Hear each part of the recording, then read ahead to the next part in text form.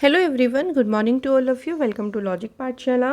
आज के इस वीडियो में हम कवर करेंगे 22 एंड 23 मई के इंपॉर्टेंट करंट अफेयर्स के क्वेश्चंस। फ्रेंड्स, इस वीडियो का जो पीडीएफ है वो आप लोगों को मिल जाएगा टेलीग्राम ग्रुप से। मेक श्योर कि आप लोग टेलीग्राम ग्रुप को ज़रूर ज्वाइन करें, क्योंकि पीडीएफ के साथ साथ यहाँ पे आपको डेली क्विज भी दी जाती है, ताकि आप अपने करंट अफेयर्स का और भी अच्छे से रिविज़न कर सकते हैं। लिंक आपको डिस्क्रिप्शन बॉक्स में दिया गया है, वहाँ से आप डायरेक्टली ज्वाइन कर सकते हैं। तो चलिए फिर इस इम्पॉर्टेंट सेशन को शुरू करते हैं एक मोटिवेशन कोट से।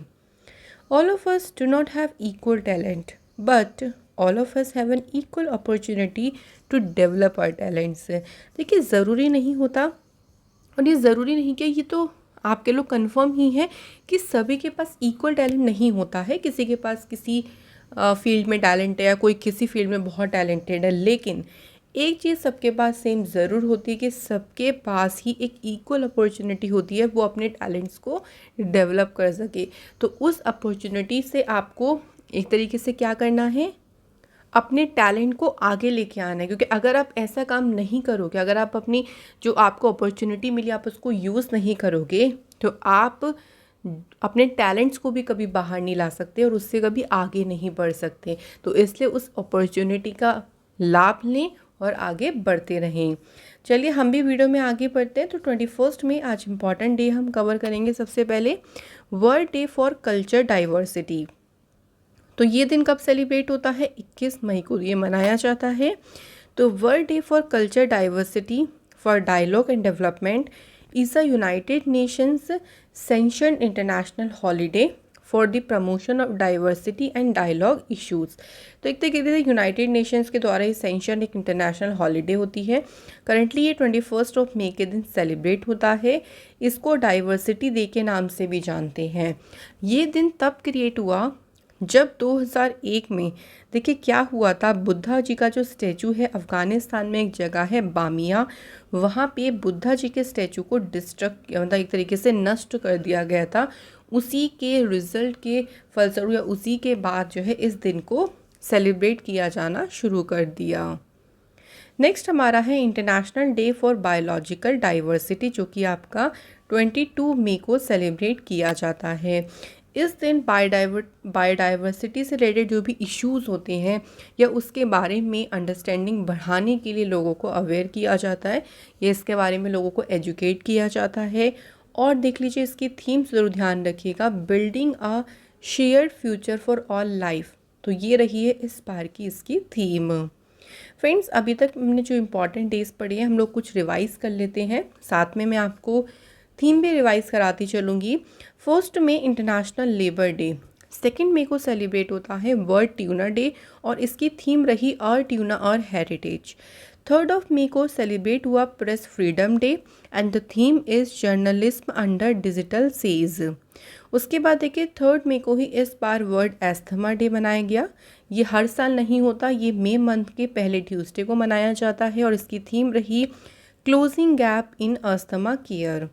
4 मई कोल माइनर्स डे और इंटरनेशनल फायर फाइटर्स डे। 7 मई को सेलिब्रेट हुआ वर्ल्ड एथलेटिक्स डे।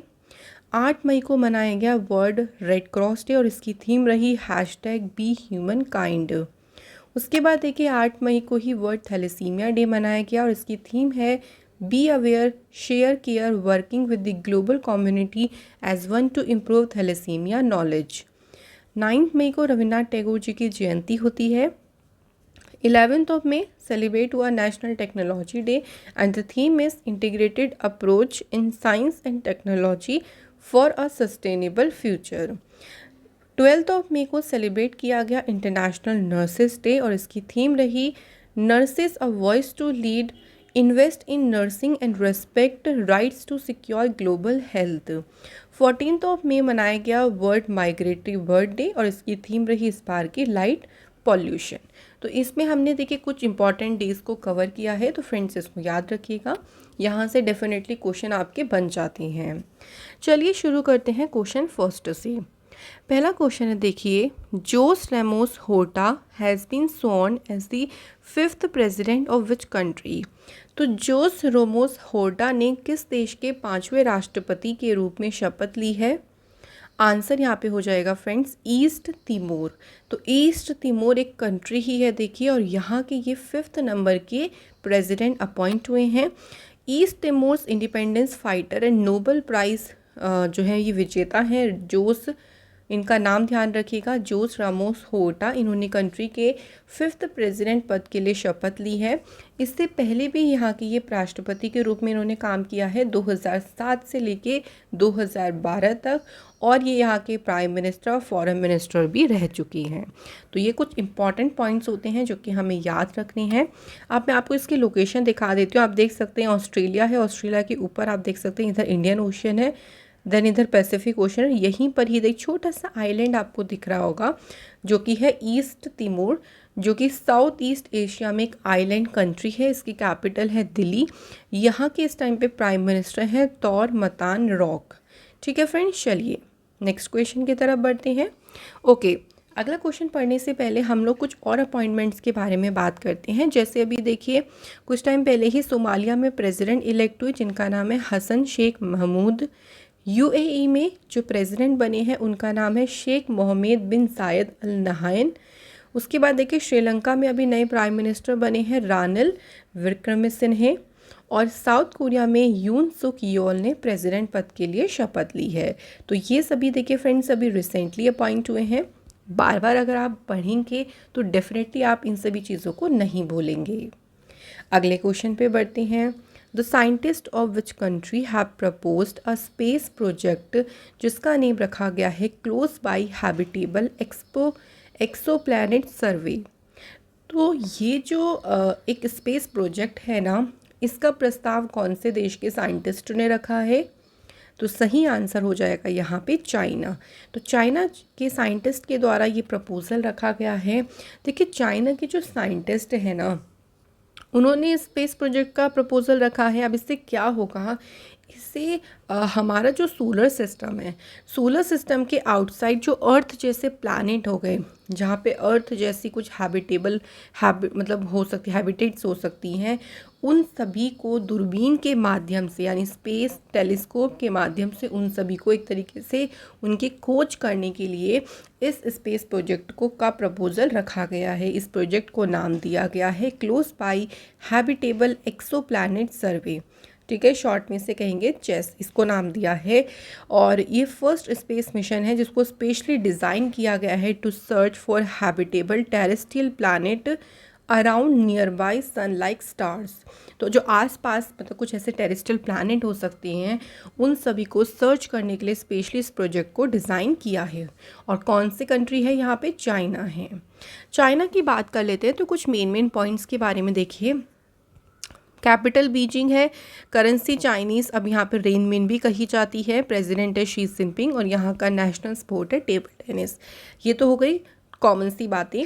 अब चाइना के साथ में कौन कौन बॉर्डर शेयर करता है? देखिए चाइना के साथ एक तो लद्दाख यूटी जो है इसका बॉर्डर लगता है, हिमाचल प्रदेश का बॉर्डर लगता है, उत्तराखंड बॉर्डर शेयर करता है, सिक्किम यहाँ से, और यहाँ आप देख सकते हैं अरुणाचल प्रदेश। तो ये सब स्टेट्स है और यूटी है लद्दाख जो कि चाइना के साथ में बॉर्डर शेयर करता है। चाइना से मैं आपको कुछ और न्यूज़ भी रिवाइज़ करा देती हूँ कुछ टाइम पहले की ही। तो चाइना ने सक्सेसफुली एक स्पेस सैटेलाइट लॉन्च करी जिसका नेम है जोंगिंग 6T। चाइना का जो पहला मार्स रोवर था उसका नाम क्या है? ज़ुरोंग। चाइना ने एक रोबोट प्रोटोटाइप लॉन्च किया न्यू 01। इसका मेन एम ये था कि जो स्पेस में डेब्रिस है, कूड़ा करकट होता है, इसको क्लियर करना। चाइना दुनिया की पहली कंट्री बनी जिसने सिंथेटिक कैनाबिनॉइड्स को बैन किया। चाइना ने ही सक्सेसफुली लॉन्च किया है नया ocean observation satellite and the name of satellite is Haiyang 2D।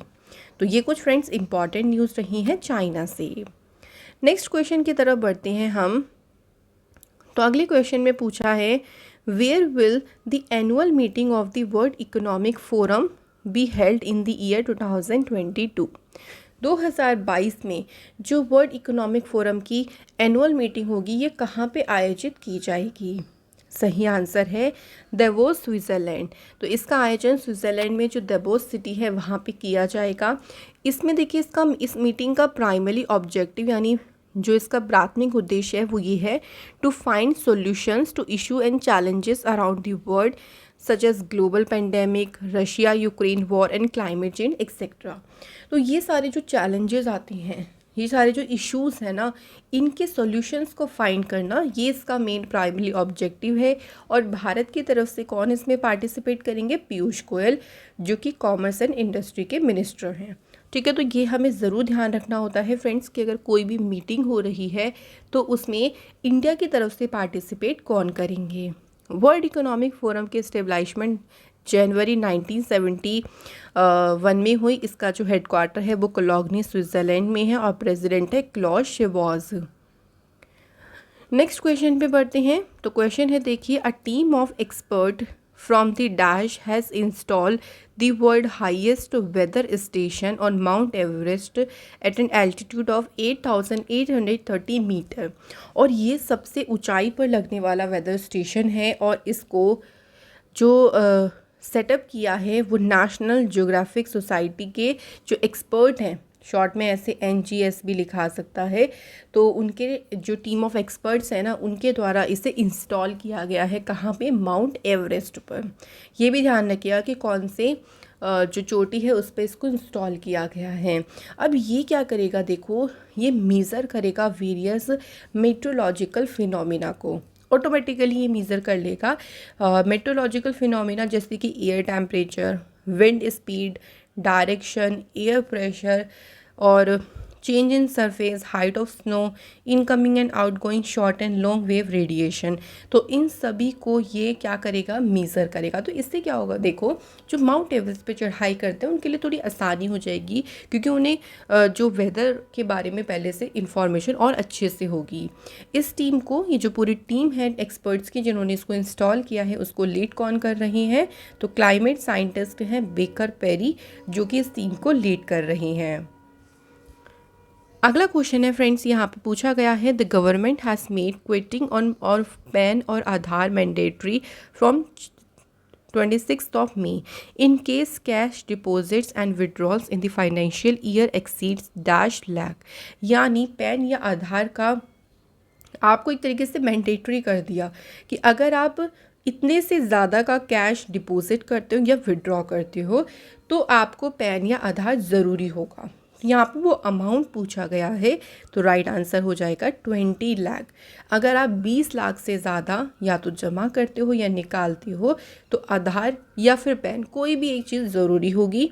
और अगर इसके अलावा अगर आप एक दिन में 50,000 से अधिक की बैंक जमा राशि पर पैन को उद्धृत करने की भी आवश्यकता है, मतलब आप 50,000 से ज़्यादा डिपॉजिट करते हो एक दिन में, तब भी आपको पैन ज़रूरी लगेगा।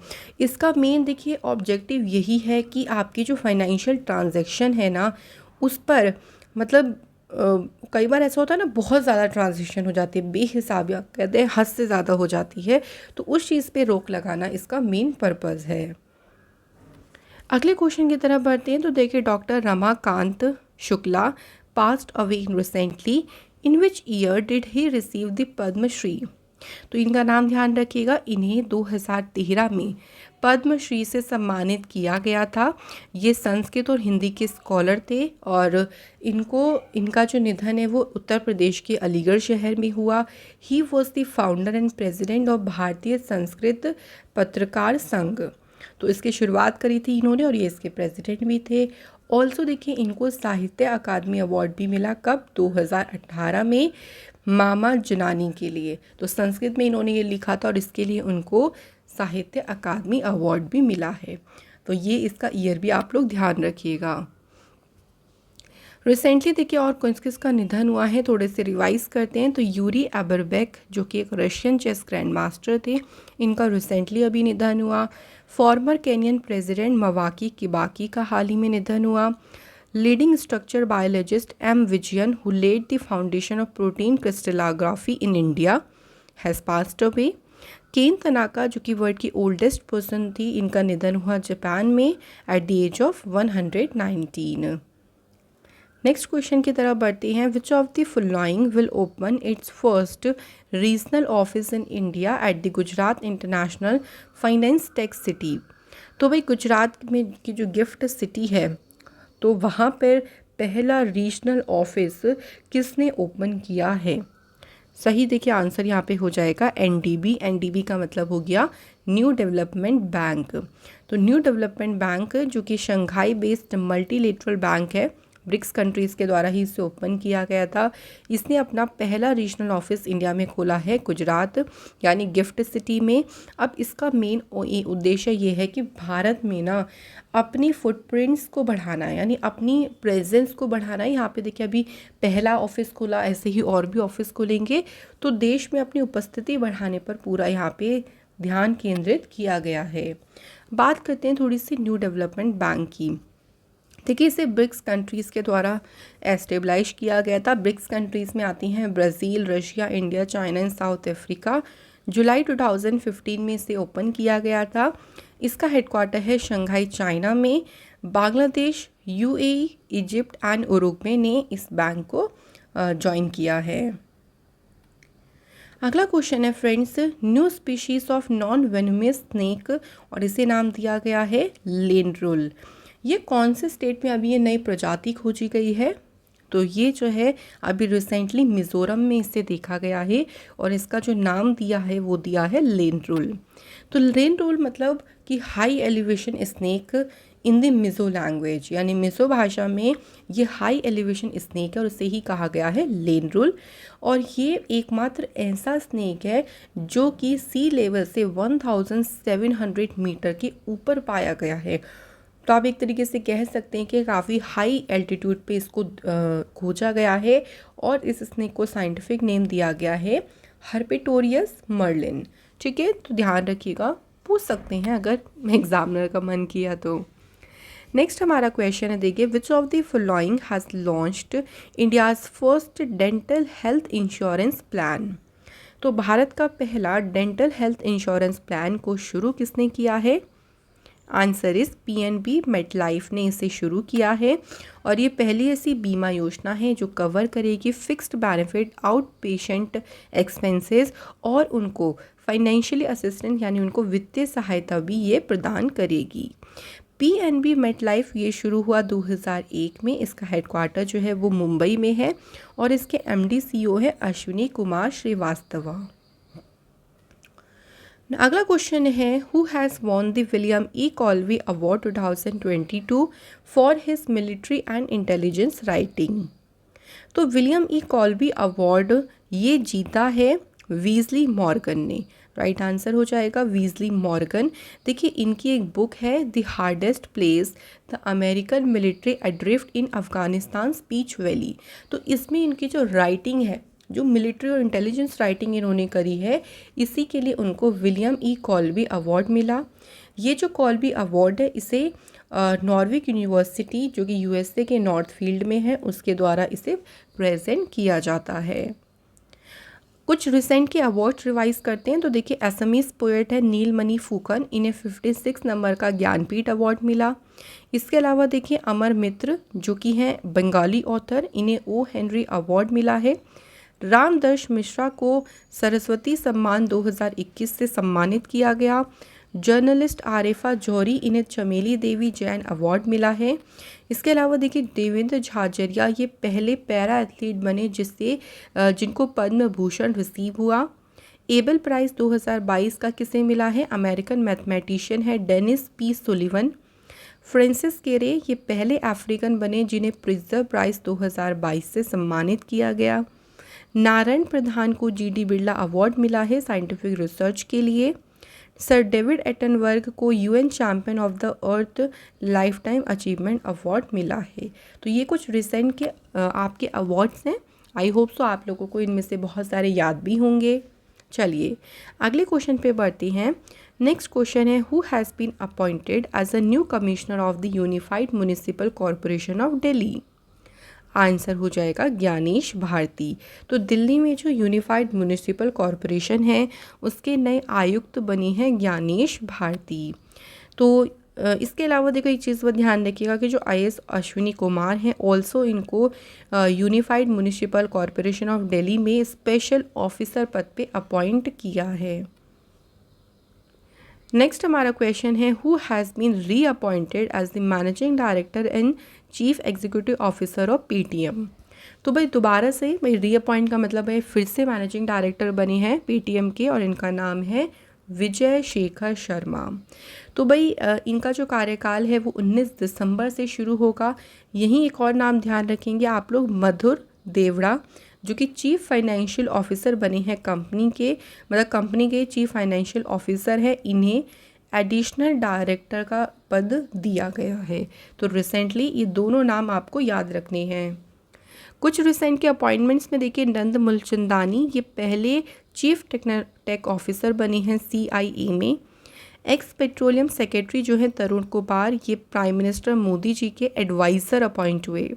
संगीता सिंह CBDT की चेयरमैन बनी। और फॉर्मर अमेजन म्यूज़िक CEO हैं सहस मल्होत्रा, जो कि जियो सावन के एज अ CEO अपॉइंट किए गए हैं।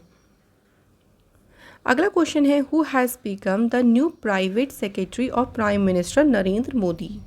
तो प्रधानमंत्री नरेंद्र मोदी जी के नए निजी सचिव कौन बने हैं? सही आंसर है IFS विवेक कुमार। तो ये अभी प्राइम मिनिस्टर मोदी जी के जो है प्राइवेट सेक्रेटरी बने हैं। ये 2004 बैच के इंडियन फॉरेन सर्विस ऑफिसर है और ये रिप्लेस किसे करेंगे? संजीव कुमार सिंगला को रिप्लेस करेंगे। तो इनकी जगह पर इनको अपॉइंट किया जाएगा। रिसेंट अपॉइंटमेंट्स में देखिए, राम बाबू प्रसाद ये सेंट्रल कोलफील्ड्स लिमिटेड के डायरेक्टर बने। पुष्प कुमार जोशी HPCL के चेयरमैन और मैनेजिंग डायरेक्टर बने हैं। सुदर्शन वेणु ये TVS मोटर कंपनी के मैनेजिंग डायरेक्टर बने।